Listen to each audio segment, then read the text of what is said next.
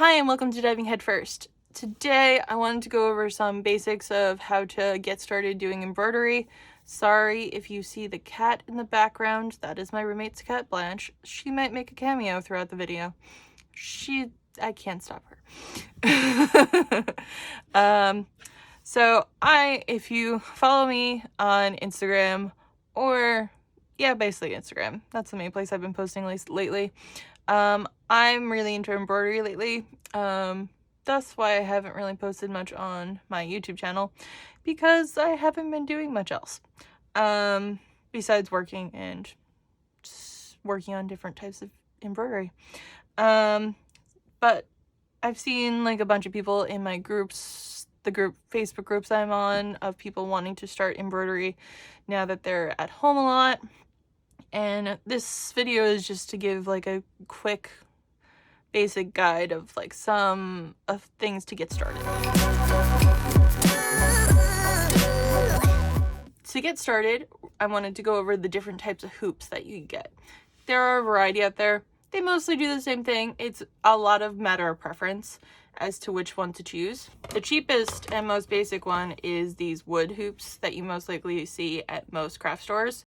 And they're pretty easy to get, and they're usually, depending on the size, somewhere between $1 and $2. So this is a 6-inch hoop. I personally don't like working on these. I prefer to just finish in these, because I like to sometimes paint them, and these are really handy for that. I personally like to work in plastic hoops like this. At least in the US, there's mainly two types of plastic hoops.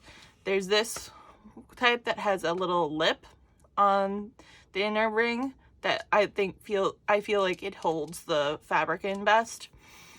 And also, I love that it has a little number on here that actually tells you the size.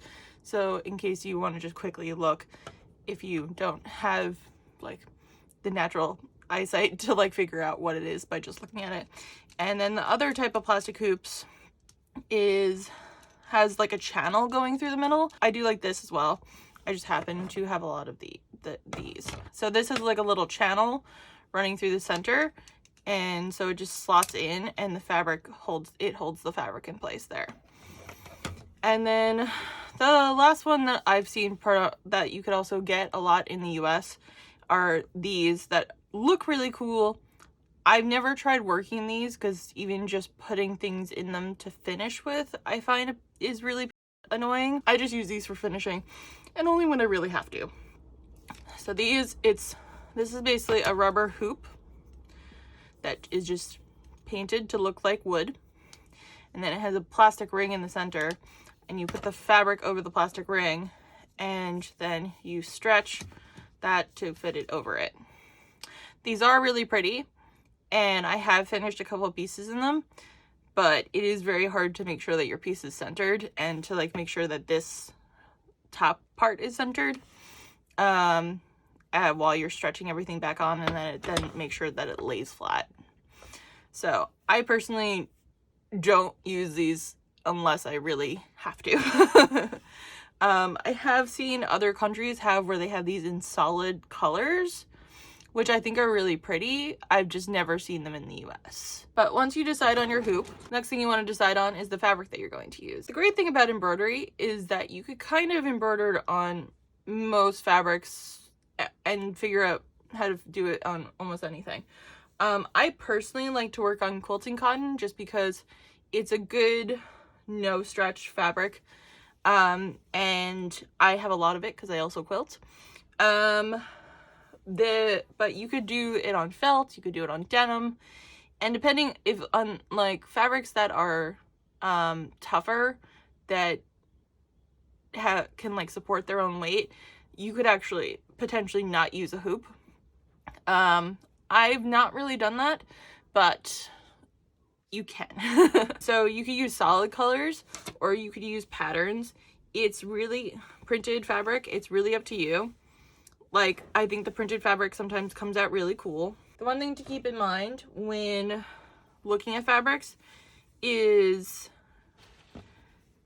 if a fabric does have stretch to it, if you only have like a t-shirt, then you would have to use interfacing to keep it from stretching, because once it's stretching, then it will make your embroidery go all wonky. You don't even need to buy fabric for this if you don't want. If you just want to try and figure out fabrics that you have around the house, old bed sheets and pillowcases are great fabrics to use to embroider with. So the first thing you want to do when you are going to put your fabric into a hoop is you just put your fabric over your hoop.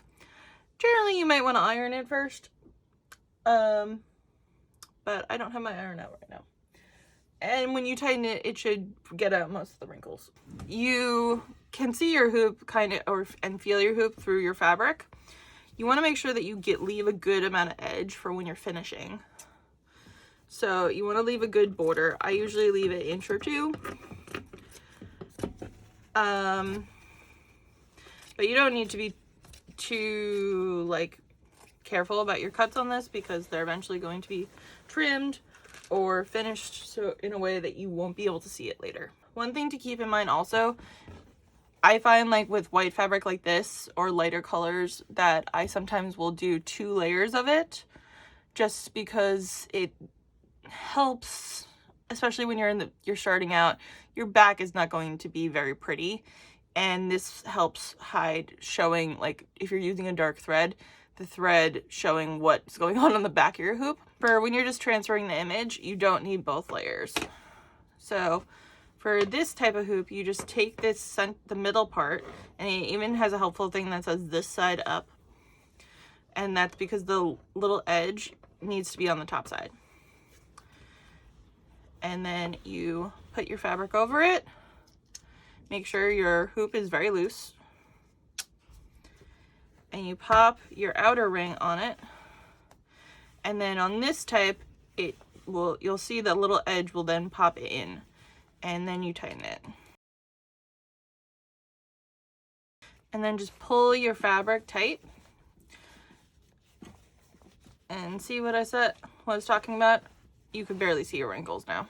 I generally don't worry too much about ironing beforehand, just because I usually iron mine at the end, unless it has some kind of drastic wrinkles that I can't get out with pulling that will affect my embroidery, because I use heat erasable pens. So I iron all my pieces anyway, because that is how I get all the ink out. So your next step is picking out your design and putting it on your fabric.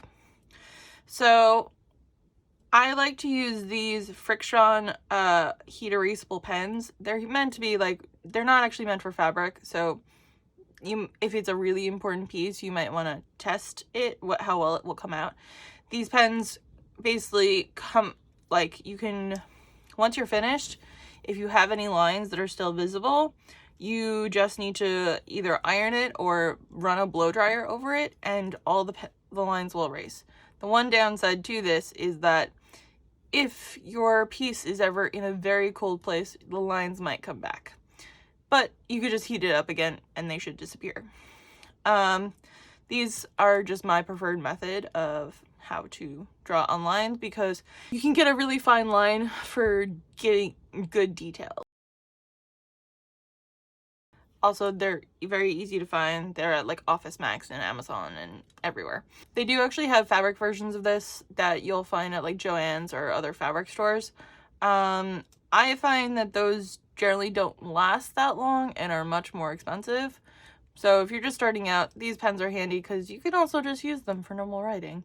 And they're not that expensive when you're just getting started out.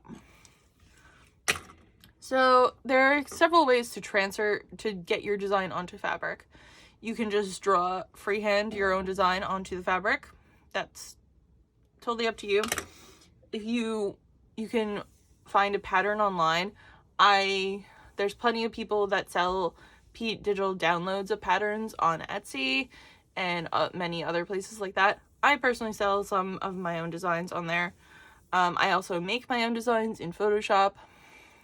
I use Photoshop just because that's what I'm most comfortable with, but plenty of people use like Illustrator or just Procreate on their iPads. Once you have your design printed out, if that's what you're going to do, you can either use or if you have it on your iPad, you can use your iPad as a tracing tablet. I find that it's not the easiest thing, but it does work. I personally use this LED light box that I got from Amazon. It's really handy. It's USB powered, and I'm able to control the amount of light that's coming through. It has levels. You could up and lower the light, which is handy, especially if you're working with printed fabric that has a design on it, or darker materials. Sometimes that makes it a bit hard to transfer the design to the fabric, but I really like this. I recommend getting one with the buttons on the side. I originally got one that had the buttons on top, and I kept on turning it off while I was in the middle of transferring. This was like 20 bucks on Amazon, maybe 30. And it's really, I love this thing. This is like one of my favorite things that I bought. The way that I personally like to transfer is that I like to use the fabric in the hoop, because then it's nice and tight and I don't have to worry about it like slipping and stuff like that. It's much easier to keep control. So let's get this going. So you can see I put my printout of my design onto the light box. Then I just line up how I want it in the hoop. And then I could turn on my light box and turn on the light as I need it. And then I just start going over the lines with my Frixion pen.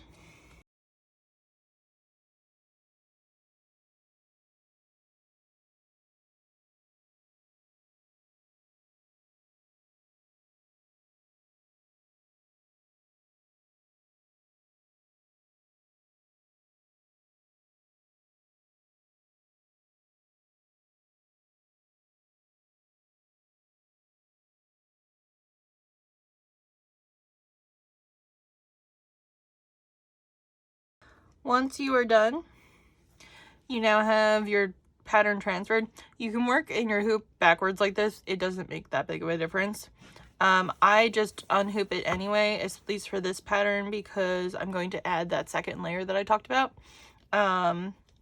So that I have extra thickness, because this is a black and white piece.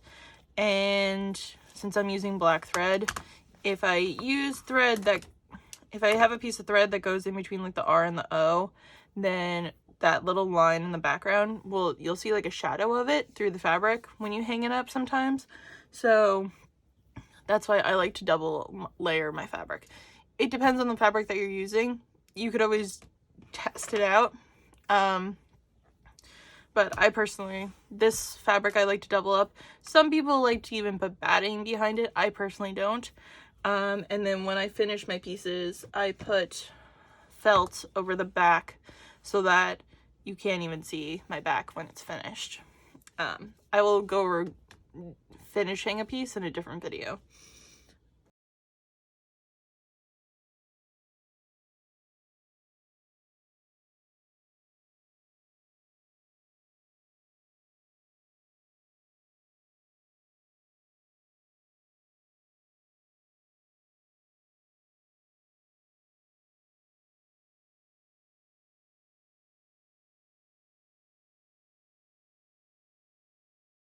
Now that your piece is in the hoop the way that you want to start actually working on it, you want to split your thread. I personally don't like working with full six strands, so most embroidery floss comes in a skein, which is that little like thing of like long piece of like pack of string that you get at the store. This, I like to put all my thread on bobbins, and then I number them according to their DMC number, if they are DMC. DMC is a brand that most embroidery, hand embroidery people like to use. They have a consistent color chart numbering system, and it's also just good quality thread. This is made up of 6 different strands. Most people don't work in all 6 just because it's hard and it's really thick and bulky, and it doesn't always give the best look. especially when you're trying to do fine detail like this. So what you want to do is cut out a piece that you want to work with. You generally want to start out with a piece that's like the length of your arm. And then when you go, see, now you could go to the end and you break up and you see all the strands. The easiest way to separate strands is to just pull one and hold the rest of them in your other fingers, and you should be able to just pull that one out like that. If you need to use more than one strand, like if the pattern you're reading is for 3 strands or something like that, just do each strand individually. It does not work if you try and pull more than one strand at once. I personally like a method of where I generally work in 2 strands, and I just fold over the single strand into a 2 strand, and my needle will go over here, and then I tie a knot at the end. I like to use these wire needle threaders because they're cheap and they're handy, and they even though they do have a tendency to break, especially with embroidery floss, you can get like a 30 pack for like, I want to say like $10 on Amazon. And I actually have them, as long as you're not working with like a lot, like the full 6 strands, I generally don't have a problem with them breaking that much. So you put the wire loop through the eye of your needle.